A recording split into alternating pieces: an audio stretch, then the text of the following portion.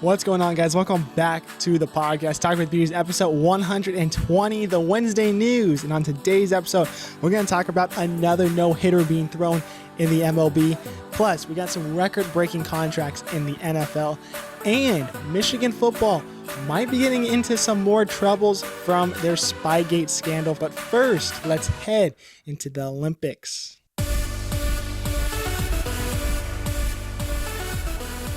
Yeah, we're going to start off with the Olympics this week. This is the last full week of Olympics since closing ceremonies are on Sunday, 11 a.m.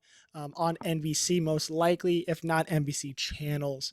But we'll start off with what's going on this past week. We'll start off in golf. Scottie Scheffler for the USA won gold for the men's golf individual. He shot a 19 under overall. On the final day, 9 under on the final day. Absolutely astonishing performance by Scheffler. He came into the day 10 under, not looking like he was going to get on the podium. But unfortunately for Jon Rahm in Spain, they were able to really not do all that well. They fell off a lot at the end. Plus, Tommy Fleetwood could not get the answer. He got silver, though, 18 under for Great Britain. And Hideki Matsuyama, Japan, got 17 under on the day. So Scotty getting up into that. So congrats to you, Scottie Scheffler. We head to men's swimming, where Leon Marchand, France swimmer, plus also an Arizona State swimmer last year, he won pretty much astonishing amount of medals this tournament for him. He won bronze in the 4x100 meter relay race. In the mixed 4x100 relay race, he ended up only becoming fourth in that one. U.S. actually ended up winning gold in that one. Set a world record for that one for 3 minutes and 37 seconds. They beat Japan by only 21 hundredths of a second. So really close final finish there between U.S. and China, but China ends up getting silver in that one. Back to Marchand, though. He won gold at the 200 meter individual medley. His time was Olympic record, 1 minute 54 seconds. He also won gold at the 200 meter breaststroke. That was also an Olympic record, 2 minutes and 5 seconds. He won gold at the 200 meter butterfly, another Olympic record, 1 minute and 51 seconds. And lastly, he won gold in the last event of his time in the Olympics, the 400 meter individual medley, 4 minutes and 2 seconds for another Olympic record. Marchand was dominant pretty much the whole time. Definitely a new fan favorite when it comes to not just French athletes, but French swimming and swimming as a whole. So congrats to you, Marchand. Forks up, baby. Let's move on to men's 100 meter sprints. Noah Lyles for the United States won gold in that one. It's the first time U.S. men have won this tournament since 2004. He won by 5,000 of a second. One of the closest finishes I've ever seen. I actually thought he didn't win it initially when I was watching it. I thought he just missed out. It looked like he got silver, but after review, his head just crossed the finish line before second place showed up. So Lyles ends up becoming a gold medal finalist. We head to men's 1500 meter, where Cole Hawker set an Olympic record with his time winning gold in an upset, is what they're quoting this one for the U.S. So congrats to you, Hawker, winning gold for the Americans. We had a men's archery individual, where Brady Ellison, he was ranked 7th going into the knockout stages, won silver for the United States in this one. That was really entertaining. I sat down and watched that with the family. So that's the reason why I'm bringing this up. But Brady Ellison, outstanding performance there. He lost by 5 millimeters on the last arrow of a one arrow shootout, where they do sets of 5. If you win the set, you get 2 points. If you tie the set, you split the 2 points into 1 and 1.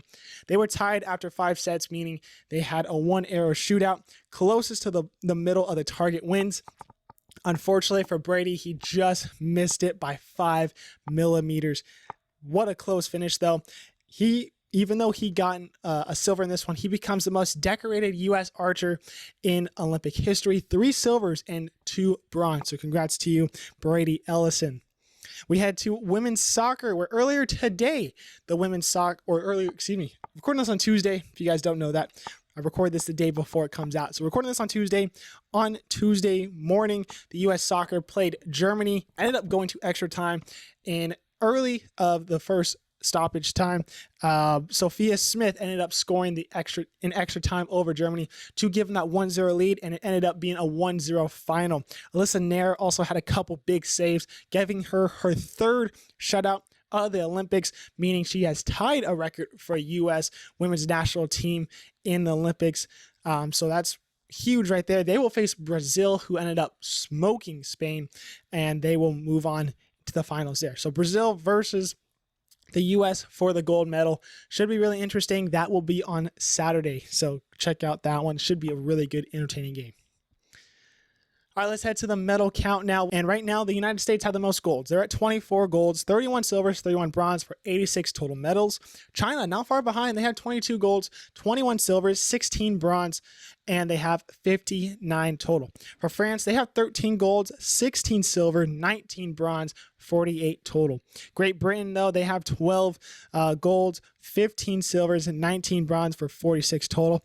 And Australia have 14 golds, 12 silvers, and 9 bronze for 35 total medals. That's your top 5 nations when it comes to total medals. All right, let's head to the MLB now, where Blake Snell threw his first career no-hitter earlier last week against Cincinnati. He threw 9 innings, gave up 3 walks, unfortunately, but struck out 11, proving his record to 1-3 on the season, a 4.29 ERA. Snell's had a very up and down season, has not looked good since the beginning of the season, had the injury, went back on the IL, came off of it. Ever since probably the last 3 or 4 starts, he's actually looked really good. Unfortunately, he's not getting the wins in his win column, but he's looking a lot more like his Cy Young self. Now, through his first no-hitter, definitely looks like his normal Cy Young self. So we'll see if Snell's able to kind of keep this going with him, but he's looking really good, really dominant for that Giant team. Now let's head to Baltimore, where they have a lot of new news coming out. We'll start off with Jordan Westburg. He suffered a broken hand the other day. His timeline is uncertain, so that's unfortunate news. But because of that injury, they called up Jackson Holliday, who was up earlier in the season. Plus, they also brought up MLB's number 15th prospect, Kobe Mayo. It's his first time up in the majors, so curious to see how they're going to implement him, if he's going to be any success to that lineup. We got more injury news. We'll go to Texas. Max Scherzer was placed on the 15-day IL with right shoulder fatigue. He hasn't really been pitching at all, so it's not looking good for Max to get back in that lineup anytime soon. We head to the Angels now, where Mike Trout is done for the season. They're packing him up. Really tough news to hear that he tore the same meniscus he just had rehabbed. He did this in his rehab start in Salt Lake City. He only played 2 innings in center field, got 1 AB, and unfortunately came out due to an injury. Found out after the MRIs that it was the same knee bothering him, and he tore that meniscus again. So he'll be done for the season. For Mike Trout, he hasn't been playing very much. I believe dating back to 2018. Fortunately, I don't have this written down for some reason. Back to 2018, if you exclude the 2020 shortened season, he's had 1 major injury that has caused him to miss the rest of the season. Not what you want to hear as an Angel fan. But from 2021 to 2024, he's only played in 266 games out of 648 games for the Angels, meaning he's only averaging 66.5 games per season. Not good, just as bad as Anthony Rendon, pretty much. I mean, that's not good there. In those 266 games, though, for him, he has an OPS of 951, 76 home runs, which means he averages 46 home runs per 162 games, which is 1 whole season if he were to play every single game. That's unbelievable numbers. He's putting up numbers to keep himself relevant, but he just can't stay in the lineup. What does this mean for Mike Trout moving forward now? I really do think this could be the end of Mike Trout. I mean, I hate to say it. The Angels definitely need him in that lineup. But when he's not in the lineup, look at the team now. I mean, I'll put up the standings here or something like that. They're not doing good. They're irrelevant. They put out a terrible product. They have no one that's really like a fan favorite on that team, really. Luis Rengifo, who seems to be a guy that everyone seems to like, he's done for the season. He underwent wrist surgery, so he's done as well. So it's just kind of who's going to be the next guy up. Logan O'Hoppe seems to be okay to watch. Zach Neto's trying to be that kind of guy that the fans like, but it just does not seem like Mike Trout and the Angels can figure it out when it comes to product on the field. And I think it all comes back to not having Trout on the field. It's tough news. Yeah, I'm an Angel fan, so I see it firsthand. I'm tired of the baseball season. I get excited for it at the beginning, know exactly what's going to happen about 40 games in, and it all goes to shit. And now I have 120 plus games to watch where I know exactly what's going to happen. Angels are going to lose 2 or 3, and they're just going to be at the bottom of the standings regardless of who they have out there. It's frustrating. It's annoying. And to see your superstar, potential best player in baseball when he was in his prime, not be able to be out there on the field, it's tough to comprehend. We'll move on, though. Arizona Diamondbacks announced that Paul Sewell has been removed from the closer role. It's really tough news. Sewell has been struggling. He started off the season outstanding, hit a little bit of an injury bug, then he really just hasn't been himself. So I'm curious to see if he will get himself back to that situation. But as right now, he will not be the closer. And then we'll head to stories now. San Diego Padres actually have the season series over the Dodgers. It's the first time they've done this since 2010. Would not expect this LA team to be losing to that San Diego team. San Diego's not been bad, but they haven't been as dominant as I think some, fans or even analysts thought that they were going to be, especially against this Dodger team where you see so much of them. They put crazy product on the field, total opposite of what the Angels do. But I'm just surprised that San Diego has won the season series, but it's something to look forward to, especially if San Diego makes playoffs, if they meet up again in the playoffs. But LA has not been healthy all season long, so maybe that's going to change if they do meet in the playoffs again. Chicago White Sox have now lost 21 straight games. This is rough. I hate being an Angel fan sometimes, but I think it's rough to be a White Sox fan. This is probably the worst team in baseball we've ever seen before, especially I've ever seen before. 21 straight losses, meaning that they have tied the 1988 Baltimore Orioles for second longest losing streak in MLB history. The MLB record is 23, set by the 1961 Philadelphia Phillies. Will they catch them? I don't know. I mean, they play in Oakland right now. There's a chance that they win that, but supposedly on Friday, if they do still have this losing streak going into that will be against the crosstown rival Chicago Cubs. And they already said before the season started, this is going to be a post-game fireworks show. So will it be their first win in 24 games with the celebration of fireworks, or will it be MLB record 24 straight losses and a fireworks show afterwards? So not a good situation. Hopefully they're able to get that done before the fireworks show. But if they lose to the Cubs and they lose 24 straight to own the streak, not a good look for White Sox and White Sox fans. So tough news, though. Let's see if they get it done, though, tonight on Tuesday night. Maybe as you're listening to this, they won their first game in 21 games. So hopefully that's the case, but not looking good for the White Sox.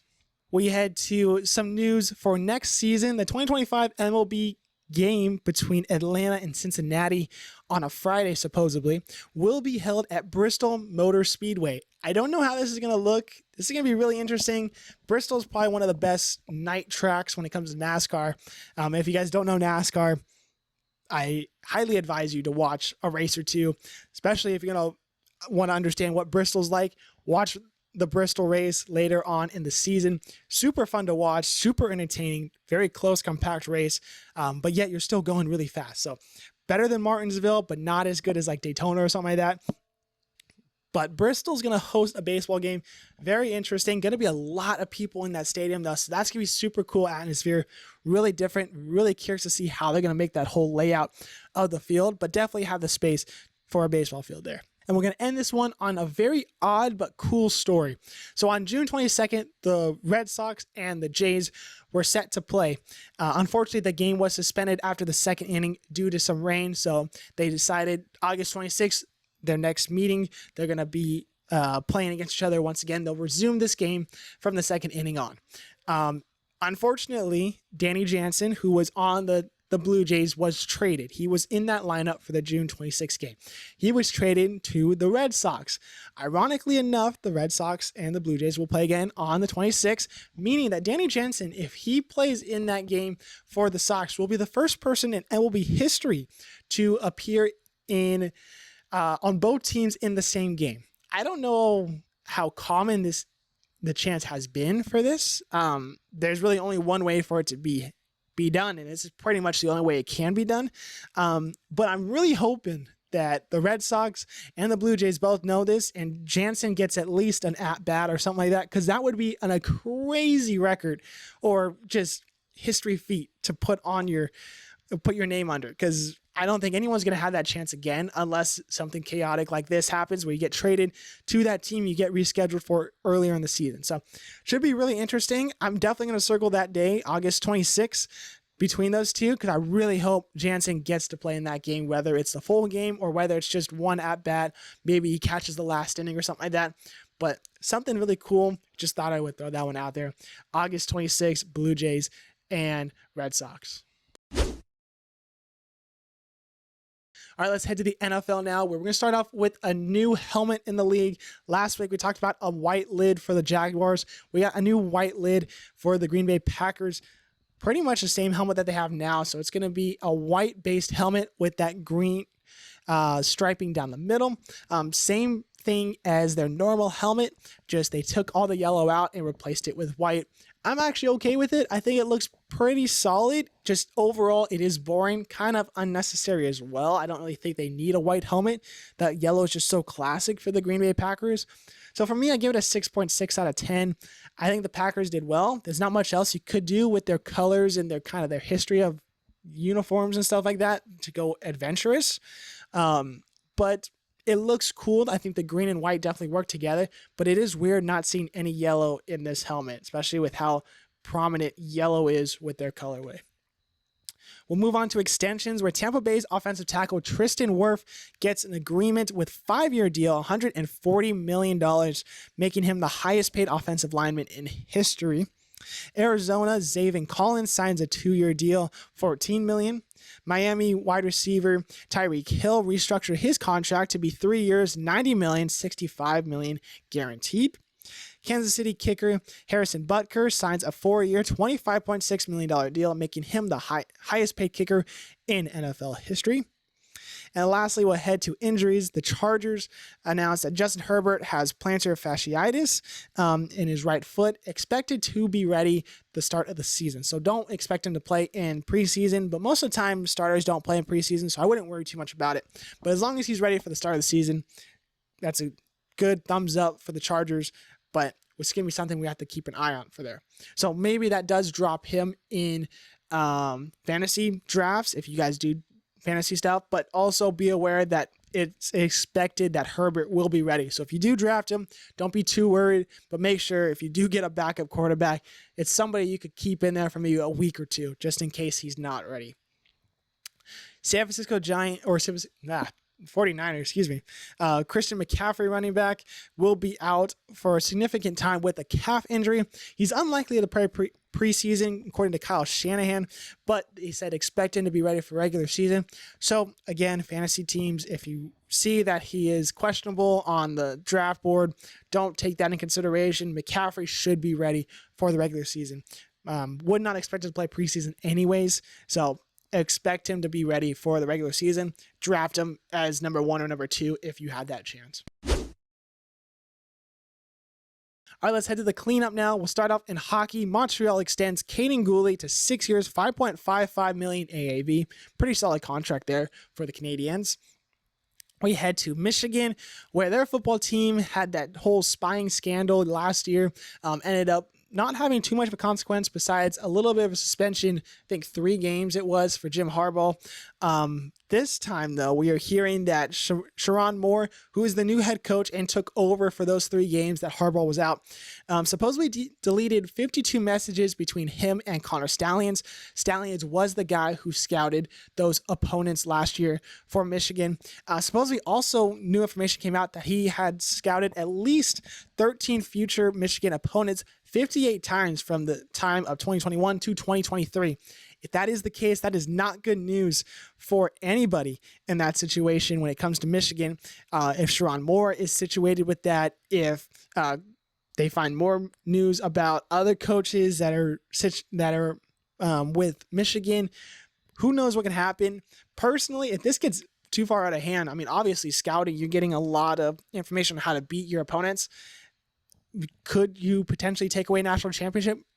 I mean, maybe. I mean, they've taken away trophies from players for things like taking money and stuff like that when before NIL deals were there. Could they take a national championship away from Michigan because of all this?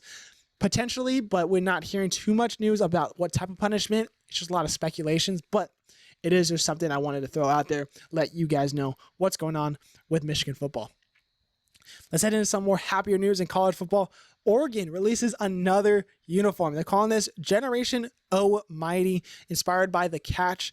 This is a yellow helmet with a classic green O that we see on their uniforms. Then not so much the dark green like this one up here, the brighter green that they use now with that bright yellow on the front. It's got a green and white stripe down the middle. Looks pretty solid. Yellow face mask as well. It's a lot of yellow, but it's just typical with Oregon. The jersey, though, is a white jersey with a side profile of the duck on the shoulders and with the jersey numbers on top. I'm okay with that. I love that logo. I think it looks good on there. It's very big, so it's easy to see, which I really enjoy there. Got a green collar with the classic O on the front of the collar. Then you got green numbers outlined in yellow on the front and the back. Yellow pants for a total of 8.8 out of 10 for me. I think these look great. The only thing I kind of 50-50 about are the pants. I don't think yellow pants are necessary in this. I think the yellow helmet looks good, but because of how much green's in the front of the uniform and on the sides, I think green pants would look better, but maybe they look better on field. But I understand why they went with yellow. It does match with the helmets up top, but I think green would have looked a little bit better with the jersey. But that's just my opinion. Overall, I still really like them. 8.8 out of 10 for me. We head to basketball for a quick word with Oklahoma City Thunder's Gordon Hayward. He announced that he is retiring from the game of basketball. We had to racing where 2311 Racing announces that Juan Pablo Montoya will race in the 50 car, at Watkins Glen. This is his first start back in NASCAR since 2014, the Brickyard 400. Montoya was one of those guys that I grew up watching, raced in, I believe, that 42 car, was in the Target car. So I really liked Juan Pablo Montoya, remember his name a lot. So when I saw this news, super excited to see him. So I'm definitely going to tune in to Watkins Glen to watch him race in that old style 50 car. So hopefully they have a cool paint scheme for him too. Or maybe it's just, it's going to be Juan Pablo Montoya in the car. So definitely going to be something to watch out if you are a classic NASCAR fan. We'll end this one on Argentinian forward Julian Alvarez. He is going to be making a move from Manchester City all the way to Atletico Madrid. That deal was done earlier on Tuesday for 95 million euros in total. Alvarez really has not been given too much of a chance at Man City because of how good that team is. So to see him go to Atletico Madrid, very excited to see him there. So I'm very curious to see how Alvarez will do in the upcoming season. All right, let's head to games of the weekend. We'll start off with the MLB. We got the Phillies and the Diamondbacks for a 3-game set. NASCAR, we got Richmond International Raceway. That is on Sunday, 3 p.m. on the USA Network. And for the Olympics, this is the last weekend of Olympics. Closing ceremonies on Sunday. This is kind of the games right here on the side that look pretty solid to watch if you're going to watch anything. The only bad thing are the times. But let's get into what games I'm going to be tuning into. You got men's basketball bronze medal game 2 a.m. on Saturday. That's if the U.S. don't make it. If they make the gold medal game, I'm not staying up for the bronze. But if they have to make the bronze game, 2 a.m. on Saturday. Men's volleyball gold medal game, that's 4 a.m. on Saturday. Women's soccer gold medal game, USA versus Brazil, 8 a.m. on Saturday. Women's volleyball bronze medal game, 8:15 Saturday. And then you got, lastly on Saturday, you got men's basketball gold medal game, 12:15. Then on Sunday, you got women's basketball gold medal game, 6:30 in the morning. Should be the U.S. in that one as well. And then lastly, closing ceremonies, 11 a.m. on Sunday. All right, guys, that will do it for this episode. Thank you guys for listening. Episode 120 in the books. Appreciate you guys tuning in. Check out this weekend because we got a fun first episode of 5 Sport Jeopardy. We had an awesome time this past weekend recording 5 awesome episodes of Jeopardy style trivia game. Jillian, you've seen her before on the podcast. She is the host of that one. She did everything from the questions. She will be hosting that one.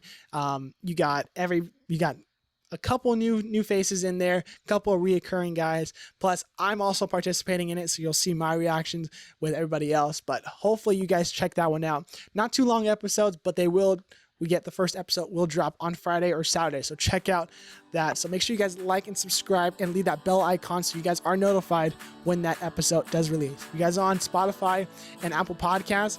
That episode will not be on those platforms, so you have to go check those ones out on YouTube. This does not sound good if you listen to it only. You have to watch the visual. It's definitely a lot better when you see it in person. So go check out the YouTube channel there.